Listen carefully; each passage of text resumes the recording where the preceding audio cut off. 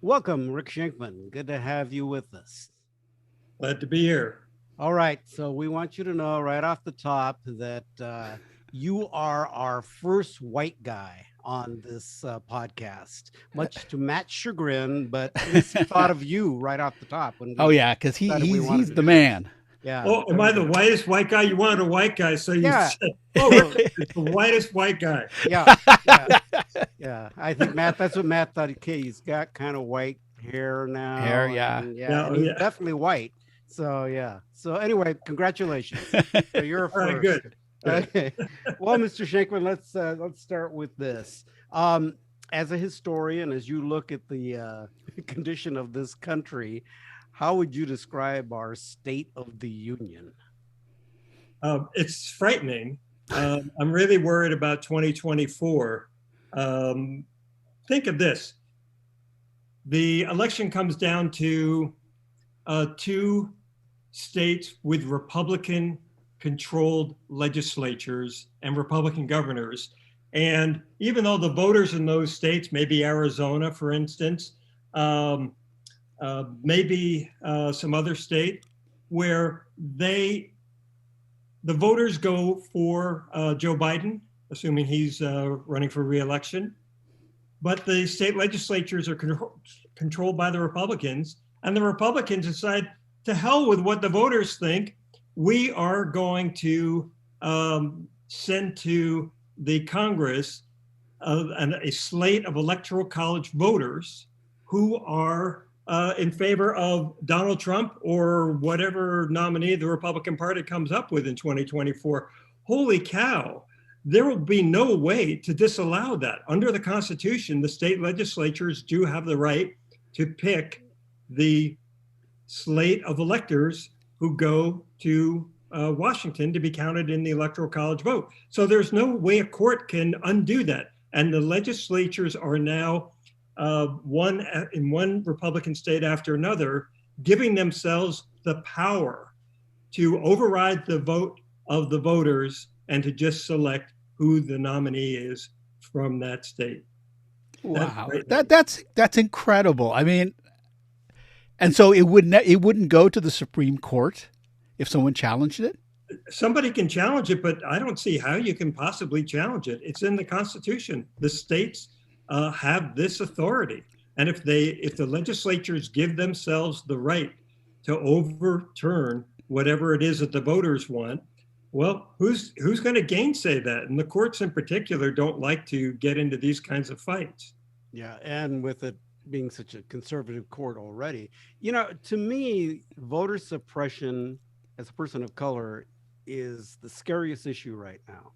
And it's happening, just as you said, Republican legislatures, particularly in the South and Southwest, just taking control Yeah, I mean, of all of these things. isn't this the combo punch, the 1-2? Yeah, well, there's a long history of voter suppression in this country going back to our founding. And if you follow the history of Reconstruction, that is really the story of liberals trying to expand the suffrage and then the conservative reaction to these Reconstruction governments, some of which were actually run by Black people who had just a few years before been slaves. And what happened? Well, what happened was over a period of time, it wasn't just in an instant, but over a period of time, Black voting rights were eroded so that by the 1890s, very, very few Blacks in the South had the right to vote, even though 10 years earlier, they did. So it's one of these stories that we're now seeing repeated here because in state after state controlled by the Republicans, they are passing laws that are slowly eroding the rights of minorities to vote. Now, so far, they're not taking out people and lynching them, which is what happened after Reconstruction in the South. But through voter intimidation and other methods, they are able to push back on Blacks voting So and changing the outcome of elections. Let me talk about this for a minute, because the Republicans are trying to downplay it. They're saying it's a matter of ballot security, even though we all know that there's no evidence of massive voting fraud in this country anymore. But for the Republicans to maintain ballot security, well, what they're really arguing is that they can't win these elections unless they stop Democrats from voting and stop minorities from voting. And there is a proven track record of how this changes elections. In 1998, the state of Florida purged 100,000 voters from the rolls. In 2000, George W. Bush only won the state of Florida by a few hundred votes, by some 500 votes. So that purging in 1998 probably affected the outcome of the election in 2000, because the guess is that the people that they were trying to purge were, to a great extent, minority members. So it's real. It's not just some fantasy of Democrats. This is a very real problem. And do you think people are concerned enough about this at this time? To me, I mean, we see the news stories. We know that it's happening. We see what's happening in Texas, where the Democrats there have decided to skip the state as we talk right now. But I don't know. I kind of feel like there's not this urgency about it. You'll know that there's urgency if millions of people pour into the streets this summer over this issue. If Joe Manchin decides that the filibuster can't be invoked, and the Democrats hold together and they actually pass some legislation, they pass this House number one law, or number one bill number one, they call it, the For the People Act, and then renew the old Voting Rights Act under various amendments. The John Lewis Act. Yeah, exactly. They call it now the John Lewis Act. So if that happens, okay, people aren't going to pour out into the streets, and they're not going to be terribly concerned. But suppose Joe Manchin, one person, decides he is not going to vote to get rid of the filibuster. Well, then millions of people are going to have to pour into the streets. There's going to have to be street action to either get Manchin to change his mind, or maybe get some Republican, maybe Murkowski from Alaska, to change her mind about this and get rid of the filibuster, at least on the voting bill, on the Voting Rights Bill and the For the People Act. Do you believe we're on the precipice of that this would be enough, like the Black Lives Matters issue, that would trigger that kind of mass action by people? Since we're only talking about one or two senators, I mean, the House is already on the record. They are going to pass both of these measures. They've already passed the For the People Act twice, I think. So that's not an issue. It's just about the Senate, and we're talking about one or two people. So I think that, millions of people hitting the streets, it's going to have an impact on. But I guess what I'm asking is, do you think there's millions of people that are passionate enough about doing that? Well, I think that it will come to a head this summer, and that's when the rubber meets the road, so to speak, and that's when we'll find out. I think it's possible that you could get people really excited about this. If not, you get the democracy that you deserve. And if people can't get agitated and excited about this, then they're going to discover in 3.5 years that they have voted for somebody, and that person maybe will lose because enough minorities weren't at the polls to vote. They couldn't vote. The question that I keep circulating in my mind is like, what the hell I get the Republicans, and they want power, but their followers, they seem to be whipped up and mad all the time. Why are they so damn mad? I mean, the anti-vaxxers, all this stuff. It's just, have these people just lost their minds? Because it doesn't even, It doesn't even kind of correlate with common sense. Yeah, no, social scientists in the past always said that, well, once people are directly affected, then that usually it'll be some issue that will get their attention, and that will be able to break through partisan bias. And now what we're discovering is that partisan bias, as one social scientist puts it, is a hell of a drug. It can turn you blind. I mean, These 600,000 people dead with COVID, and it's still a hoax in some people's minds. Yeah, well, and even, of course, what they're saying makes no sense. They want to give the Trump administration credit for coming up with the vaccines and want to deprive Joe Biden of taking any kind of credit for that. At the same time, they're saying the vaccines don't matter and I'm not going to take it, goddammit.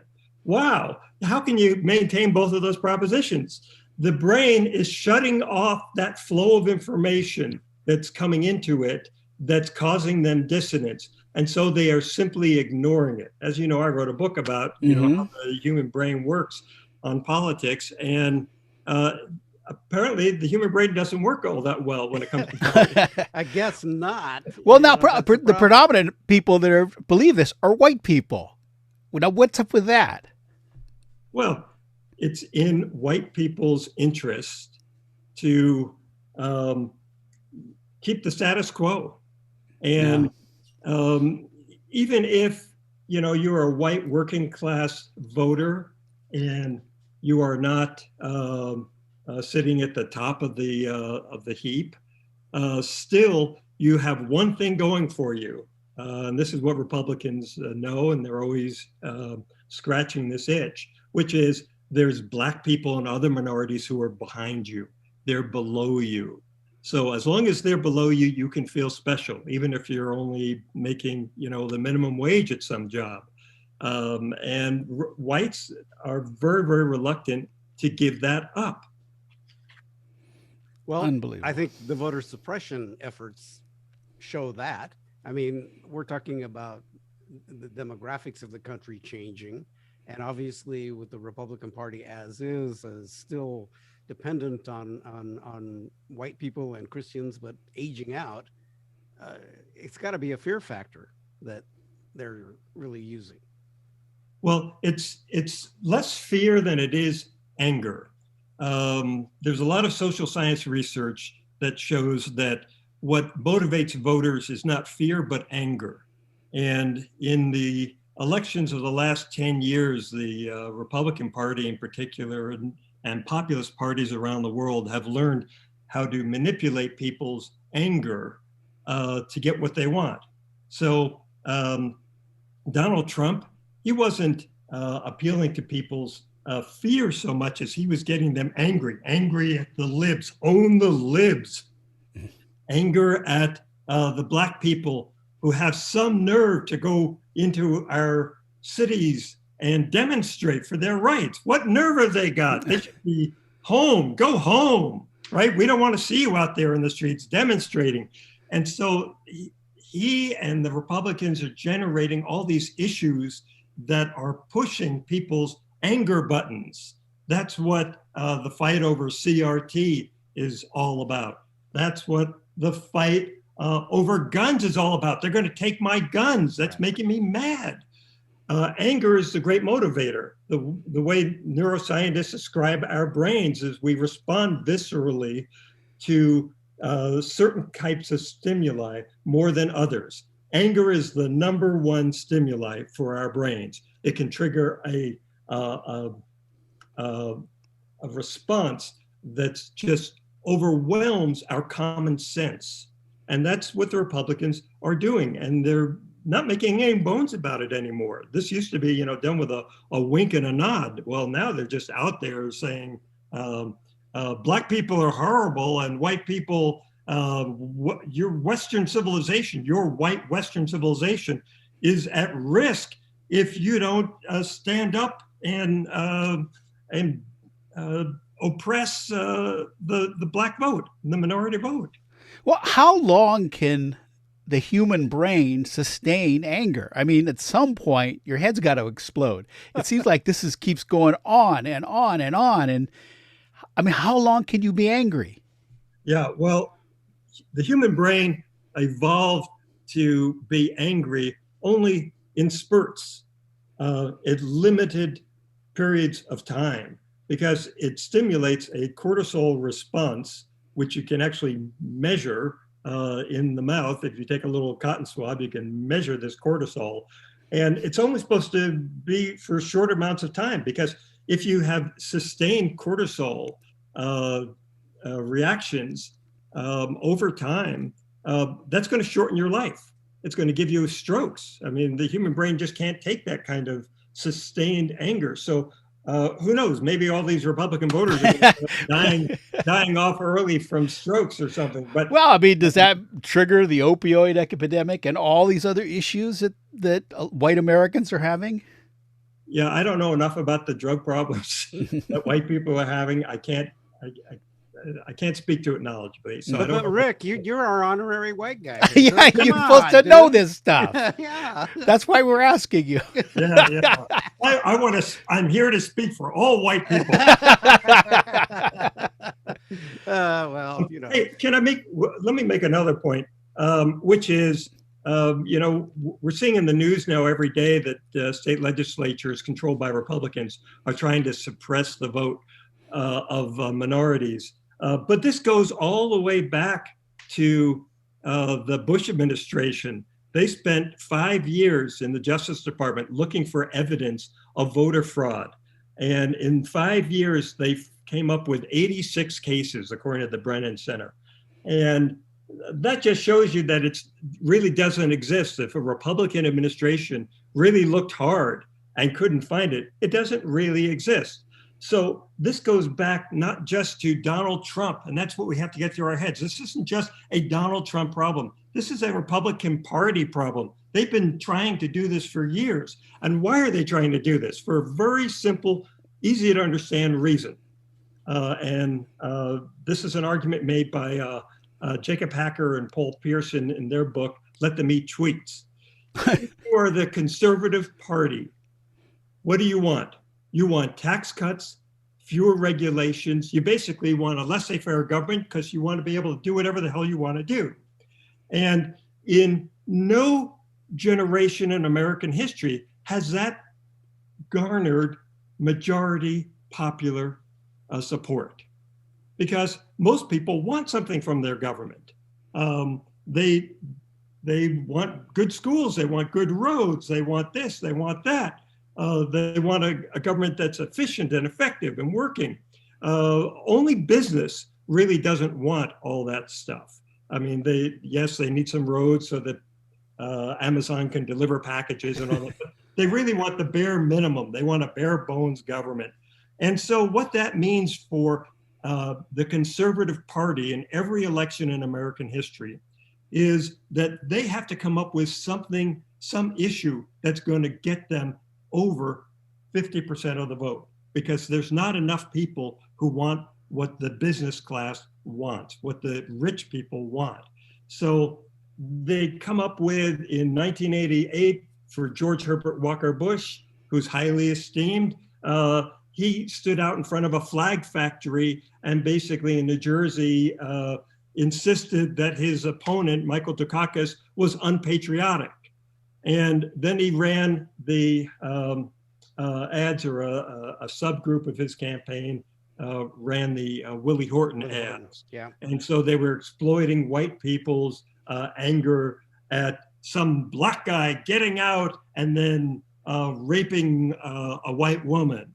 Well, what this all suggests is that it's in the very structure of our politics that every 4 years, during a national election, where you're trying to have you're the conservative party and you're trying to win, you've got to drum up support through some use of an extraneous issue that's going to drive the voters. And that's really what is happening. It's why this is a much larger problem than just Donald Trump. To be sure, I believe that Donald Trump is sui generis. I mean, we've had no president like him. Thank goodness. We've only had one true demagogue like Donald Trump. But the Republican Party itself has a big problem in our politics. It is a big problem in our politics. And we won't solve our problems until the Republican Party is reformed or put out of business. When you mentioned the 86 cases that they were looking for through the Justice Department, was that in the older Bush or the younger Bush? That's the younger Bush. Okay, right. Yeah, that was because after the 2000 election, of course, Republicans were really focused on the fact that they came this close to losing the election, right? They lost the popular vote by 500,000 votes. So they had to figure out even then, how are they going to be able to manipulate the system to their advantage? And they thought, well, one way is if we can show that a lot of Black people or immigrants are voting illegally, then we can use that as an issue to go into courts, throw out their votes, and win. Here's an example from the 2000 election. Well, we focus on Florida. There were vote problems in other states. So in St. Louis, Missouri, 50,000 voters were basically purged. And on election day, of course, thousands of them showed up to vote. And the registrars are sitting there and they're saying, well, you're not in the polls. At this point, we didn't have the provisional ballot system that we have in place now. So they couldn't really cast a provisional ballot. So they had to sit there and try to fight for their right to vote and to prove that they were still citizens and they were still residents and that they did have the right to vote. Well, the polls were supposed to close at the regular early time, and the Democrats went into court and said, you've got to allow these people who have been standing online for hours to have the chance to vote. And a judge said, you're right. So we're going to keep the polls open. The Republicans went to an appeals court, and the appeals court said, no, we are going to close you down.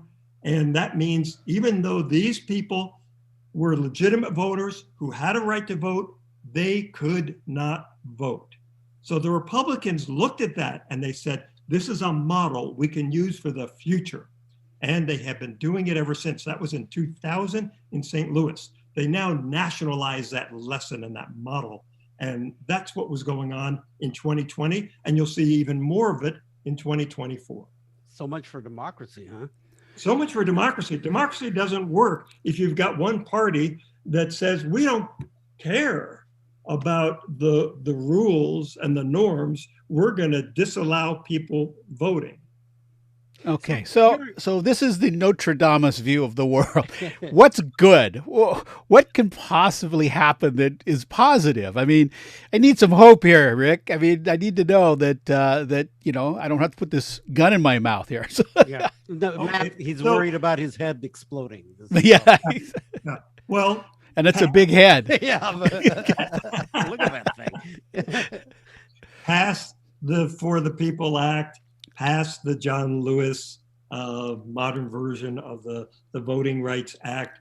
And then in basically two fell swoops, you'll wind up giving the Democrats a chance to go to court and say to all these states that are passing all these horrible rules and regulations and laws against a fair vote, to have those votes, have those measures thrown out.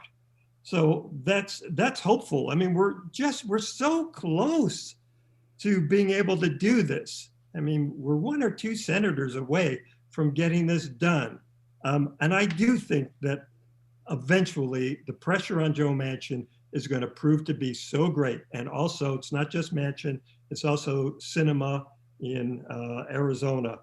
I think the pressure would be so great on them that they would vote in favor of it, in favor of getting rid of the filibuster. And you might even be able to get Murkowski. The Trumpies in Alaska are rallying around a candidate to challenge her in the primary. And she probably will lose a Republican primary race in Alaska when her term is up in. Well, she lost the last time. She lost the last time. So she's really in a position where the Republican Party, what does she owe the Republican Party? Yeah. So she might flip. What about Romney? Any chance Romney? I don't think Romney on this issue would choose to. I mean, he voted to convict Donald Trump. That's how many courageous votes can a politician cast in their lifetime? He's got one really courageous. I mean, he deserves the Kennedy Profile and Courage Award for that. Most politicians, most of the time, tend to vote the way their party does, and he might be burned in effigy in Utah if he voted to get rid of the filibuster, given the way his party is aligned. Yeah, but there is some legacy for his father. I mean, there is a family legacy because he's got enough money, right, and stature. But if he wants his stature to be defined by a bunch of morons, then that's kind of up to him, right? Yeah. Well, right now, his obit in the New York Times leads off with losing presidential candidate who secured his place in history by casting a vote to convict Donald Trump, right? I mean, that's it. Now, if he votes as well to get rid of the filibuster that allows these two voting rights measures to pass the Senate, well, they're going to have three ideas that they're going to have to merge in that first sentence. Yeah, but it's easier to deal with groups of three, right? Yeah, okay, yeah, exactly. Yeah, the rule of three. So, Rick, as an old news guy, it seems that one of the big casualties in all of this is truth. And we hear about the big lie and everything, just how you see it skewed left and right. What is true from the pandemic to the vaccine to wearing a mask. To me, it is maddening how the political types, of course, they've always done it to some degree, but the Republican Party just is taking it to a whole new level. Yes. So I wrote 3 books debunking myths of American history.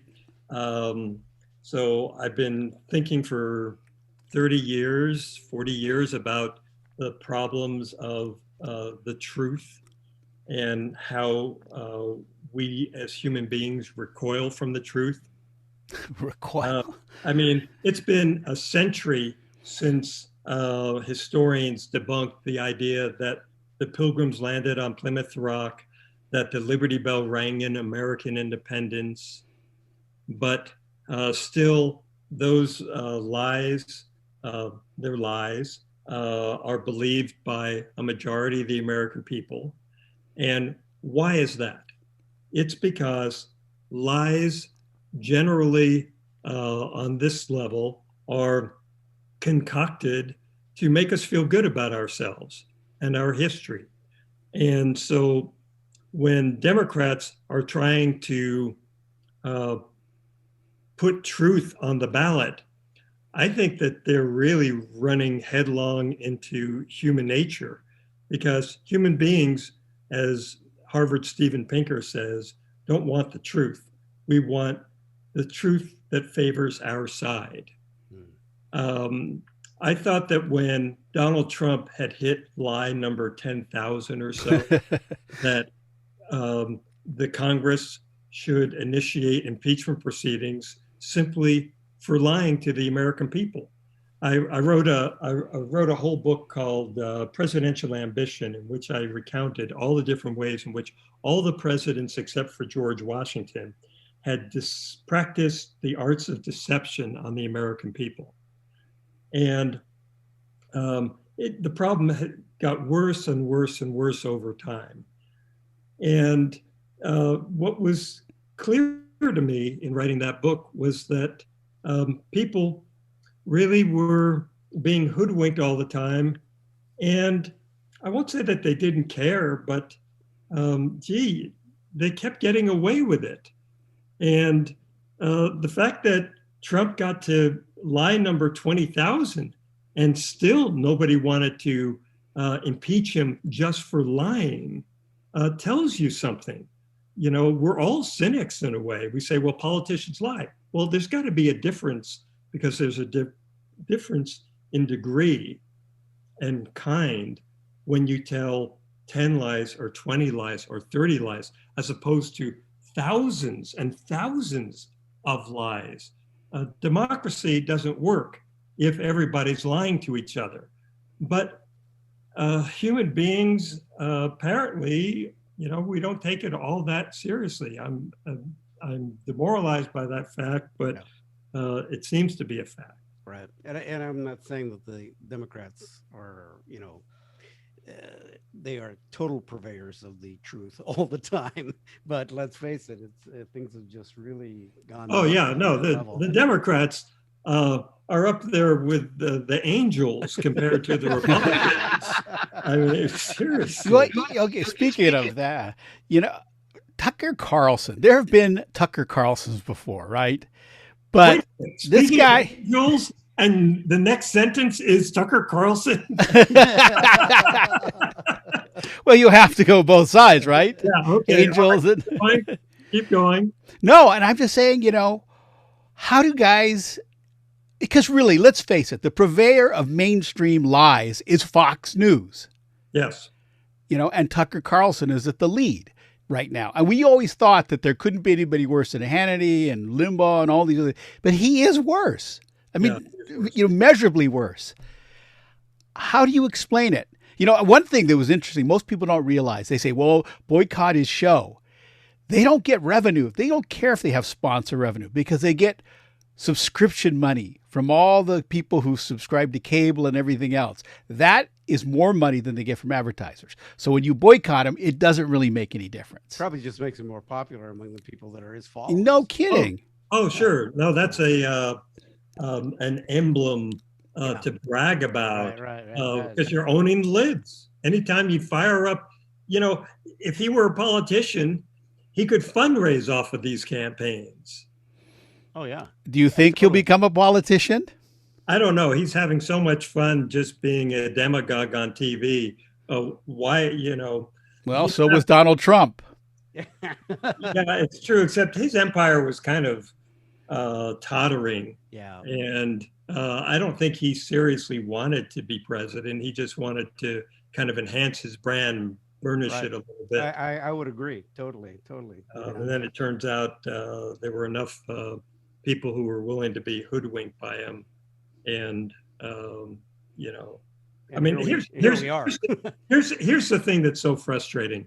The only reason Donald Trump won the election in 2016, well, of course, it was because of the Electoral College and how that distorts our politics. And we could go on about that for a little bit. But the only reason he won was because he had an R next to his name, right? And there were millions and millions of people who voted for him, not because they liked him, but because he was a Republican. Well, 4 years later, what happens? There's a lot of people who aren't voting for him anymore because he's got a little R next to his name. Now they're voting for him because they really do like him. And wow. I mean, the 2020 election, to me, was more discouraging than the 2016 election. In 2016, you could convince yourself that maybe Donald Trump will be an okay president. I mean, he's got some Black celebrity friends. He doesn't demagogue on the gay issue. Maybe he'll be okay. Well, after 4 years, he still managed to get more votes than he did in 2016. 10 million more, nearly 10 million more votes in 2020 than in 2016. Wow. So to me, even though he lost, this was the much more discouraging election. It showed that there is a near majority out there for an authoritarian leader who demagogues on race issues. Wow, Yeah. that's really frightening. And please, I wish someone could explain to me why Latino men, some of them my cousins, voted for him and continue to support him. Um, it is just mind Hey, blowing. he's a man's man, Well, right? Yeah, I know. but see, there is. I think that's the deal. I think there's this macho thing There's that a is macho with thing. it. Yeah, and he's no man's man. Jeez, look at that guy. I mean, come Well, on. for Asians, it's not anything other than he's a Republican, so they perceive Republicans to be anti-communists. Yeah. That's where a lot of that comes from. Yeah, Well- and Cubans. Well, he and- still loses the Asian vote by 2-1. He loses the Latino vote by enormous numbers. I think it's like 68% went for Biden. So even though there's a significant minority that went of Latino voters went for Trump, he overwhelmingly loses their vote. So, and of course, he made a little bit of gain with the black vote, but it's like, 92% of blacks voting against him. So it's not like he made some inroads, but it's not like he's popular. exactly, no.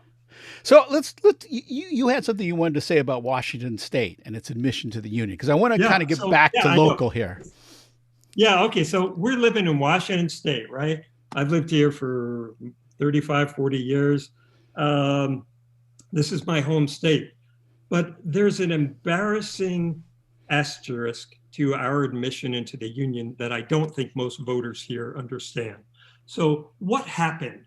Why did Washington State and Idaho and Wyoming and the Dakotas and Montana all come into the Union around the same time period? What's going on with that, right? It's 1889, 1890. What's happening there? Well, here's what's happening.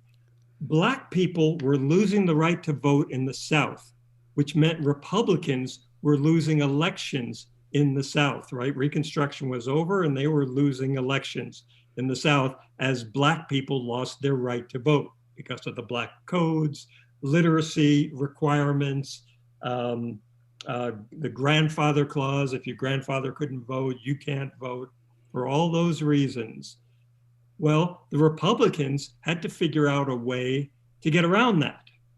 And the way that they got around it was to magically create all these states out west that they thought they had a good chance of winning, because they knew no white person in the South was going to vote for a Republican, because Abe Lincoln had been a Republican and made war on their people, right? So that was going to be the solid South.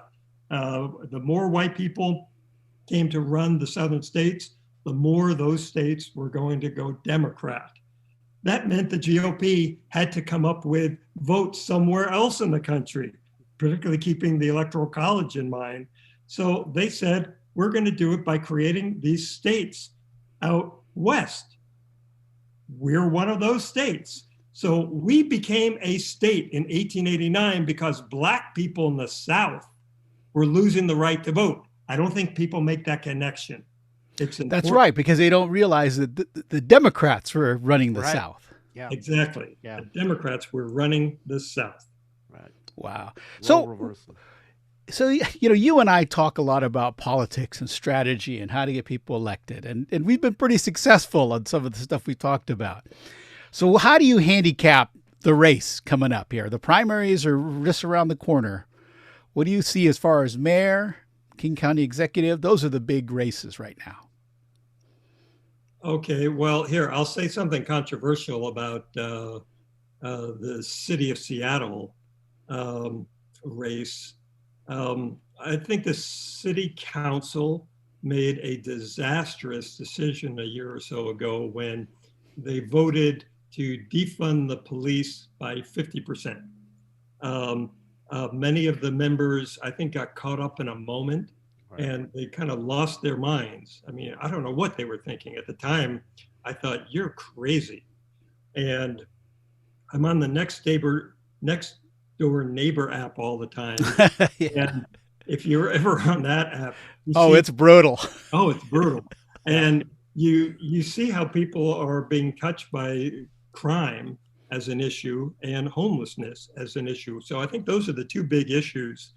And anybody who voted for that defund the police by 50% resolution, I think that there's a good chance that they'll be knocked out. Even though this is liberal Seattle, you know, I'm a big liberal, but defund the police by 50%, you're nuts. You're really nuts. And then they didn't, So, you know. no, they didn't. Of course they didn't, because it was a crazy, Yeah, I it know. was a crazy proposal. Yeah, yeah. But they got caught up in a moment. They got caught up in a moment and they weren't thinking. So I think that's going to be a big issue.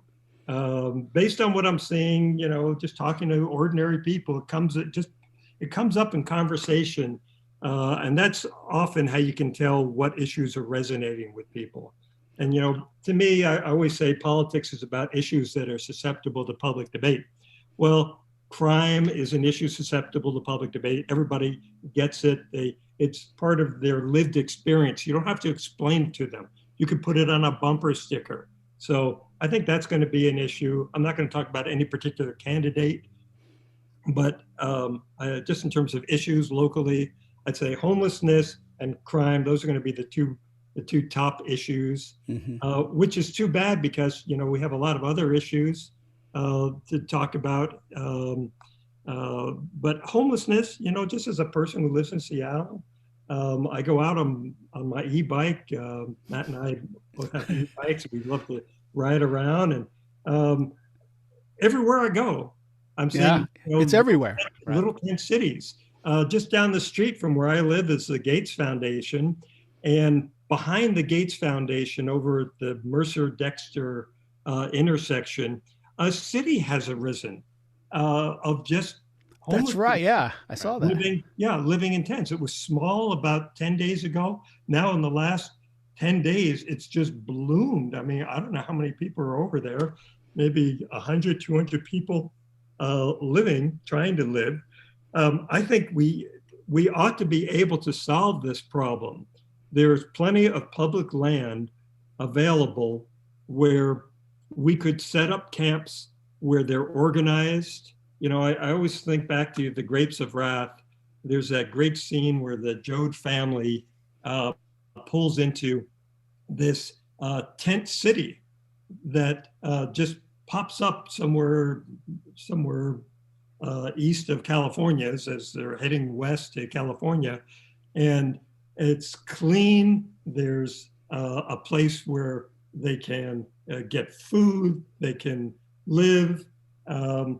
If we could imagine that kind of a solution back in the 1930s, we ought to be able to imagine that kind of a solution now.